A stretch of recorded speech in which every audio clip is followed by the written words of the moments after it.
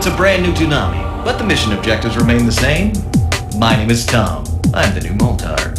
Welcome aboard the Ghost Planet Spaceship Absolution, Cartoon Network's first and only interstellar broadcast and exploration vehicle. I'll give you the tour later. From this day forward, she is completely responsible for all Toonami transmissions. I'm taking you guys into the new millennium. No big changes now, same show, same attitude. New place to do it, new guy to do it with. I'm not gonna waste any more time, let's get back into it. Later.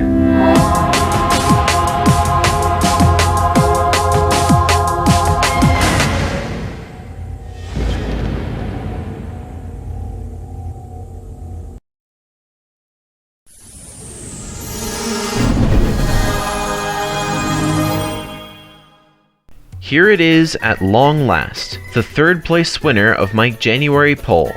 It's not exactly a children's block like this channel is used to, but hey, I covered tech TV in the past, so this channel can definitely handle it. That's right, it's time to look at Toonami, a block that I'm not very familiar with. Tell you who is though, my father. He used to watch it all the time in the 2000s, and he has also frequented the revived block since the 2010s. And I have also watched the revived block on occasion, and though I'm not the biggest fan of anime, it's pretty fun.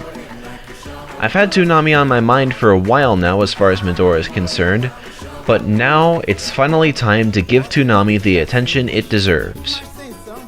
Toonami was originally launched on St. Patrick's Day 1997.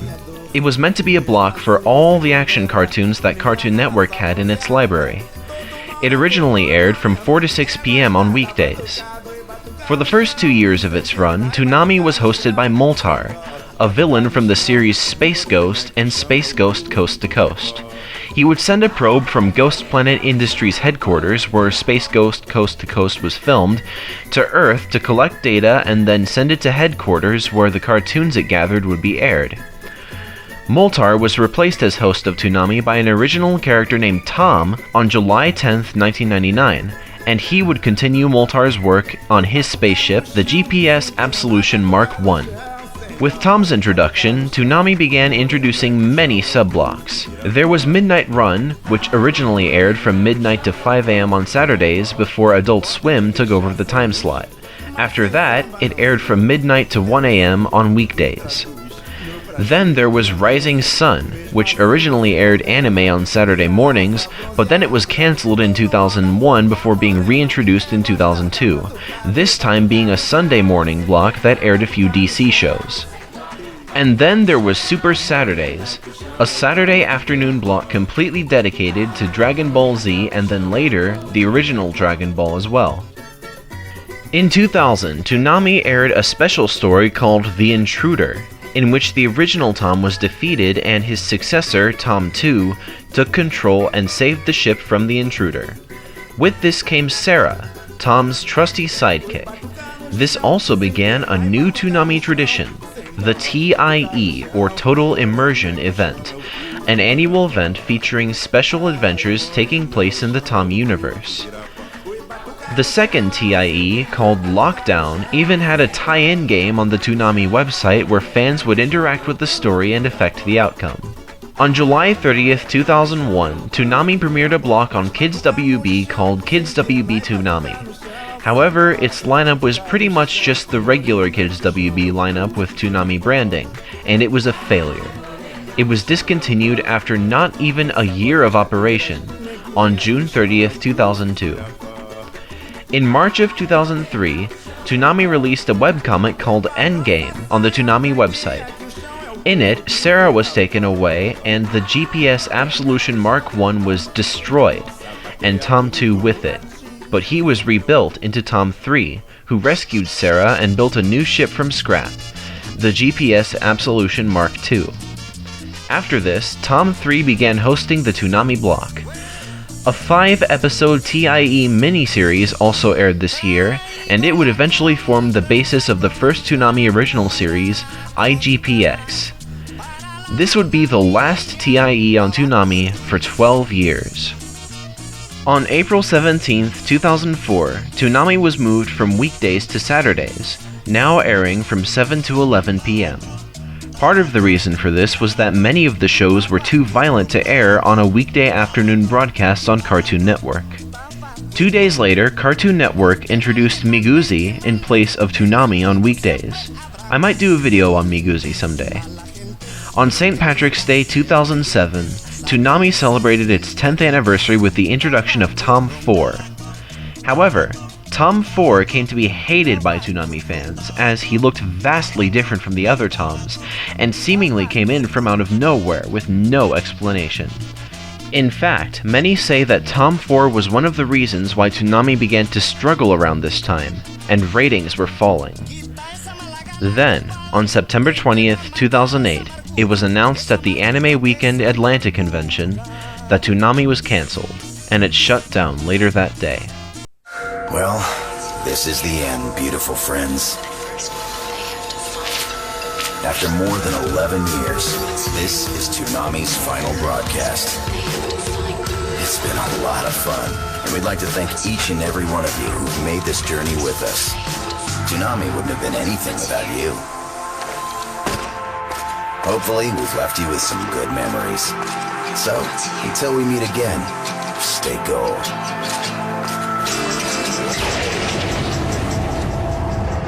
Bang. But of course, this isn't the end of our story. For their 2012 April Fool's Day prank, Adult Swim replaced much of their regularly scheduled programming with Toonami programming and bumpers featuring an updated version of Tom 3 called Tom 3.5. Then, on May 16th of that year, they announced that Toonami would be relaunched for real 10 days later. The new Toonami features mostly anime, including some animes that had already been airing on Adult Swim. However, because it is on Adult Swim and is geared towards an older audience than that of the original, the programming on Toonami is now more mature. In 2013, Toonami announced at MomoCon, an anime convention in Atlanta, that there would be big changes coming to the block, including a new logo, new bumpers, a GPS Mark III ship, and a new Tom, Tom 5. These changes came into effect on April 27th of that year. On February 5th, 2014, a sequel to The Intruder was announced for the following year, and The Intruder 2 premiered on November 7th, 2015, and ran until December 19th. This was the first TIE since 2003, and nearly a year later, another sequel called The Intruder 3 premiered. When it concluded, Tom got a new ship called the Vindication. In 2018, Toonami began a partnership with anime-focused streaming service Crunchyroll, but nothing came of it until 2 years later, when Toonami returned to Latin America, and then the first co-produced shows began airing in 2021. The next TIE, The Forge, which premiered on November 9th, 2019, saw Tom 5 killed and then rebuilt into Tom 6 by Sarah. The Vindication was taken by The Forge, and Tom and Sarah were left stranded on The Forge, and they had to use it as the broadcasting station for Toonami. In February 2021, the next TIE, Cosmo Samurai, was aired. Not only was it the first TIE to take place outside of the Toonami canon, but it was also the first one that wasn't aired in English. Instead, to keep with the whole anime theme of the block, it was aired in Japanese with English subtitles. On November 26th of that year, for the first time since Toonami's original run, Toonami aired on a day other than a Saturday, taking over Black Friday with Toonami's Black Friday Blade Runner Doorbuster event. The marathon featured Blade Runner Blackout 2022, Blade Runner 2049, and Blade Runner Black Lotus. In February and March of 2022, a sequel to Cosmo Samurai called Cosmo Samurai 2 was aired, also in Japanese. Immediately after that, another TIE taking place inside of the Toonami canon once again called The Return was aired, and by the end of it, the GPS Absolution had returned as the ship and broadcasting station for Toonami. Man, I tell ya, the more I dug in and did research for Toonami, the more I was fascinated by it. I mean, Toonami not only had a cool look and great shows, but also its own universe and canon that continue to this day. In fact, I highly recommend you watch the Toonami TIEs. There are many playlists on YouTube featuring all of them. I'm glad I was born in time for things like Noggin, Jetix, and Playhouse Disney, but there are times when I wish I was born in the 90s or 80s, so I could have witnessed things like Toonami. I mean, during Toonami's original run, I was too young to watch it, and I haven't gotten to watch much of the new Toonami either.